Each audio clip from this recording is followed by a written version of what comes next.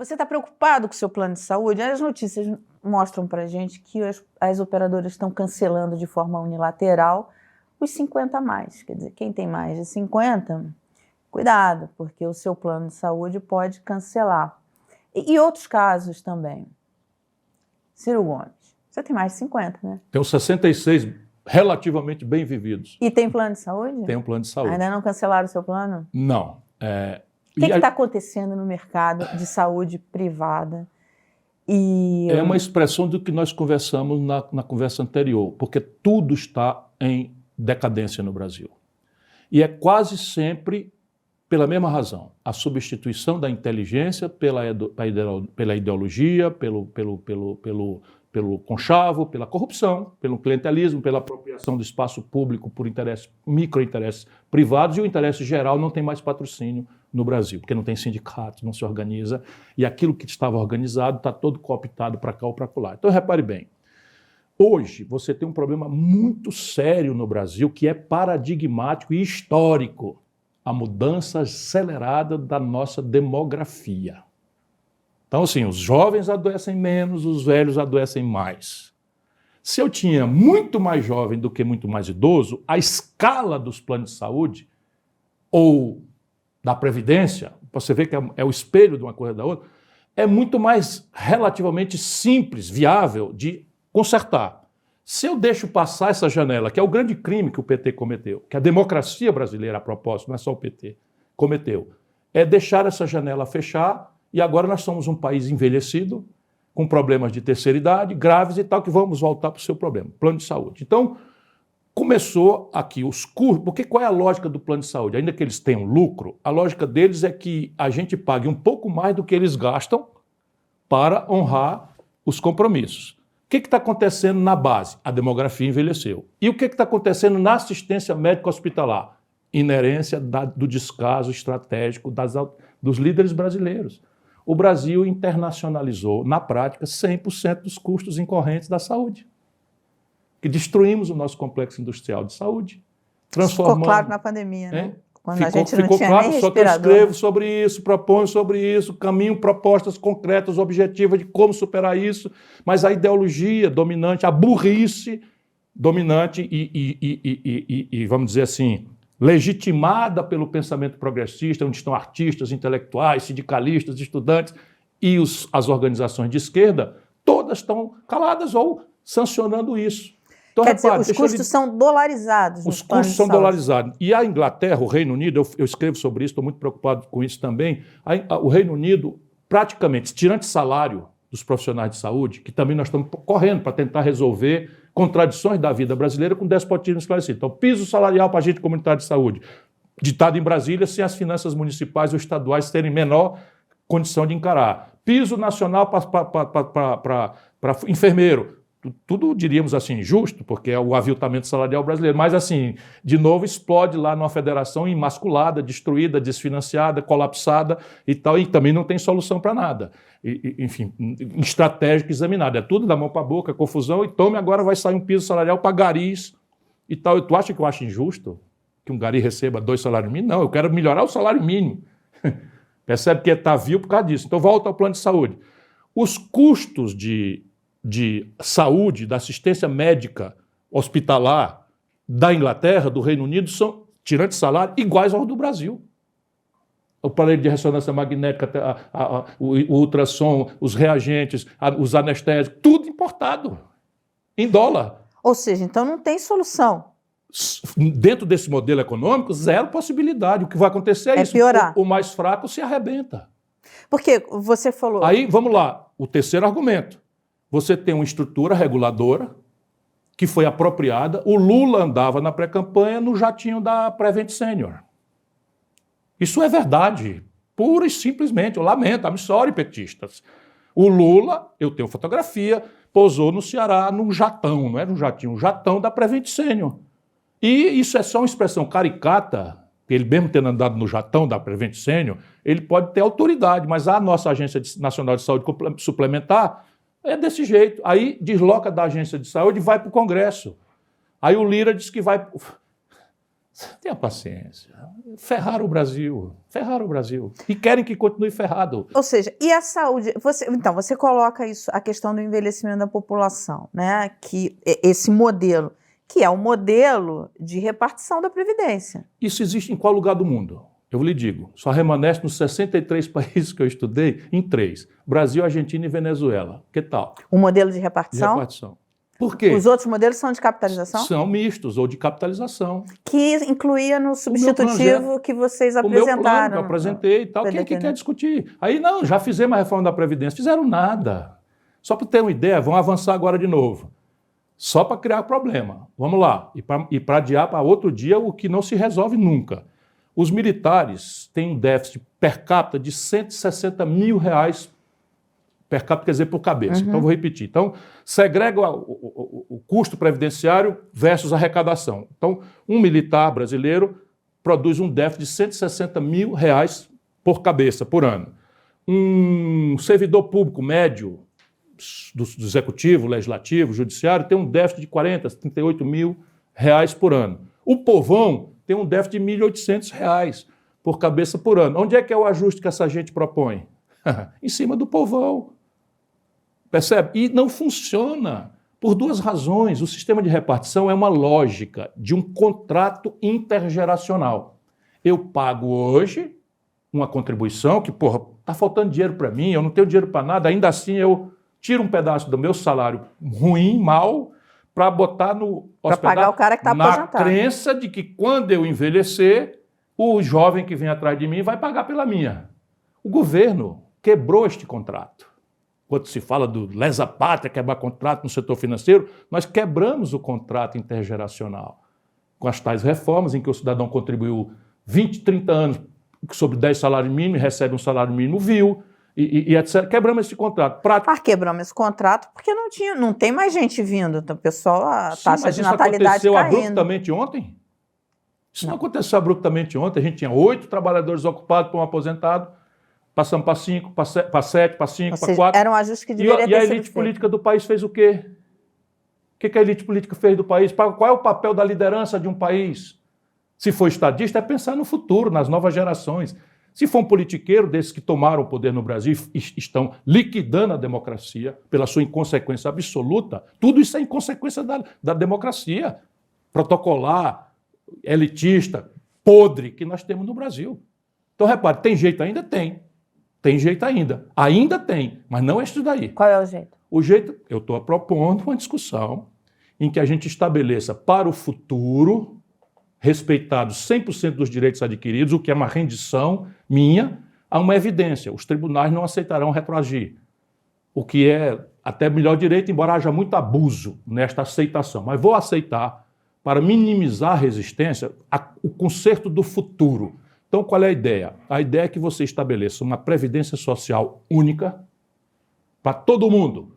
Para o doutor juiz, para o doutor promotor, para o doutor general, para o doutor trabalhador da construção civil, para o doutor médico, para o doutor empresário, para todo mundo. Com um teto para todo mundo.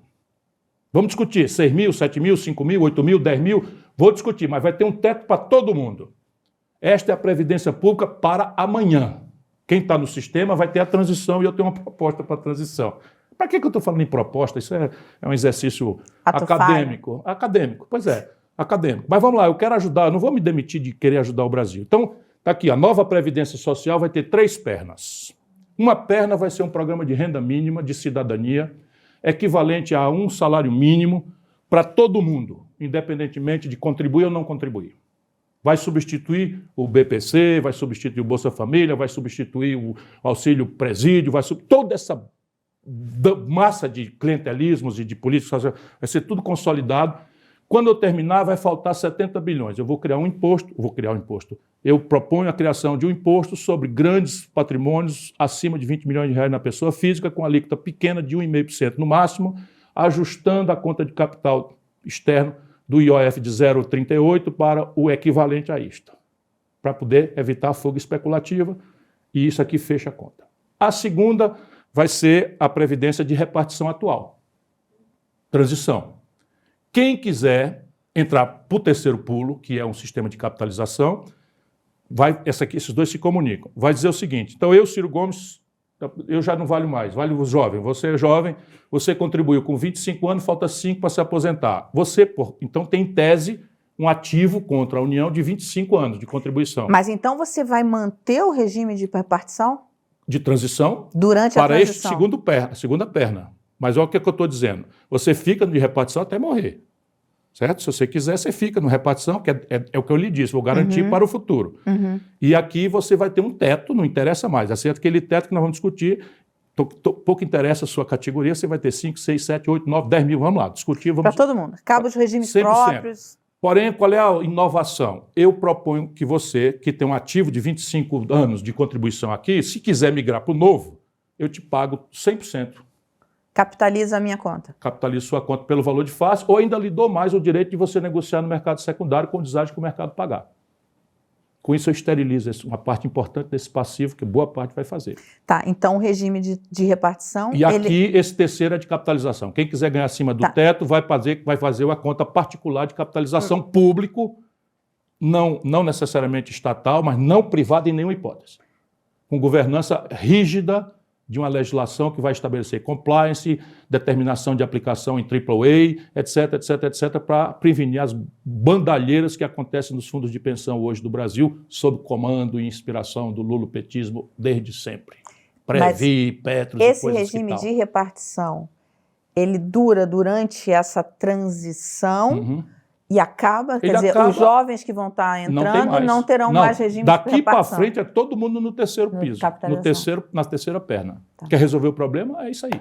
Para a gente encerrar só esse capítulo de saúde e previdência, enfim, com o envelhecimento da população, quer dizer, a gente está vendo isso acontecer nos planos de saúde e hoje você vê uma demanda que tende a ser cada vez maior por cuidados paliativos, com o envelhecimento da população. Hoje, os cuidados paliativos, você tem que brigar na justiça para conseguir que o plano pague. A saúde pública tem condições de absorver? Como é que faz para a saúde pública absorver? Porque seria o ideal. Bom, a descrição do problema, do problema legítimo, da parte legítima dos problemas dos planos de saúde, eu fiz e ela vale dramaticamente para o SUS. Então, a estimativa de orçamento na LOA esse ano para o SUS é de 220 bilhões de reais. Até o mês de junho, que é 6, só empenharam 110. Então, só empenharam 110. Então, vamos lá se eles vão empenhar todos. Isso daí dá 1/8 per capita do que o Reino Unido gasta. Quando eu tento demonstrar que os custos incorrentes em saúde são os mesmos. Lá o NHS. É o sistema do eu pego NHS. esse sistema só para ver, porque os custos incorrentes são iguais, tirante salário. Mas os salários também estão iguais. Os anestesistas no Brasil, você faz um concurso público, é deserto. Porque eles conseguiram de tal forma uma organização que eles hoje se cooperativaram e cobram do setor público ou do setor privado por procedimento. Isso é direito deles. Não é? Okay. Enfim, mas e também tem um problema da deformação da produção. A propósito, o Lula, com seu atual ministro da Educação, autorizaram 95 novos cursos de medicina privados. 10 no Ceará. Sabe quanto custa a mensalidade para um garoto? 10, 12, 15 mil reais. Sabe quem vai pagar isso? O contribuinte brasileiro. Então é assim, eu dou a vaga para um... Sabe quem conseguiu uma universidade dessa? Os irmãos Batista, da JBS. Jorge Paulo Lema também está na área. Então, isso é uma putaria, vai perdoar. Aí vai o seguinte, pega o dinheiro público, transforma num crédito, entrega para o bolso do empresário privado da educação e deixa o garoto endividado no começo da vida na conta de 15 mil por mês. Fecha parênteses. Então tem um problema de formação e tal que também não está abordado. É desse jeito que está o Brasil sendo tratado. Então repare, o subfinanciamento da saúde brasileira já é dramaticamente revelado em algumas coisas que a ideologia também está deformando. Qual deveria ser o tamanho do financiamento? Você tem esse número? Depende. Se você pegar os padrões da OCDE, o Brasil gasta... Assim, pelo tamanho do PIB, nós estamos nos aproximando já, o que quer dizer que tem muita ineficiência. Mas os americanos, que não têm sistema público, gastam 18% do PIB. O Brasil gasta 9,7% do PIB. Em grana per capita, o Brasil gasta metade. Em dólar, em divisa real, gasta metade do que ganha lá. Então, teoricamente, se a gente atingisse a OCDE, nós tínhamos que dobrar o investimento em saúde. Agora as pessoas estão querendo, já com a adesão do PT, pelo menos na sua voz mais qualificada, que é o Haddad, aceitar de cortar os mínimos com saúde e educação. É assim que a vida vive. Eu engano o povo, eu me elejo e vou lá e faço a mesma coisa. Ou seja, esse é um setor que você também enxerga problemas crescentes. Não, os problemas crescentes não é que eu enxergo hoje. Veja, o SUS nunca teve capacidade de absorver a demanda por saúde brasileira, que tem diversas hierarquias. Você tem a atenção básica, que tem que ser necessariamente provida por municípios e tal. Você já tem um problema sério de distribuição e a solução de trazer médico de Cuba chega a ser ridícula. E agora a solução é fazer médicos privados ultra especializados e tal, com dinheiro público. Ou seja, tá entendendo? Você precisa formar um generalista e criar uma carreira pública de medicina para que um garoto se forme sabendo consultar uma pessoa e que comece como um promotor, como um juiz lá na primeira comarca, atenda o povo, adquire experiência, como diz o Caboclo, adquire mais experiência e vem promovido, vem subindo. Isso era a minha ideia e tal. Zero. Então já tem um problema. Quando você sai para a questão hospitalar, que é o drama, o SUS está muito longe de ter porta para demanda e que vai crescer explosivamente. O que acontece? O SUS, na sua sabedoria, admite o convênio com entidades filantrópicas e santas casas, etc, etc. Sabe o que essa gente fez?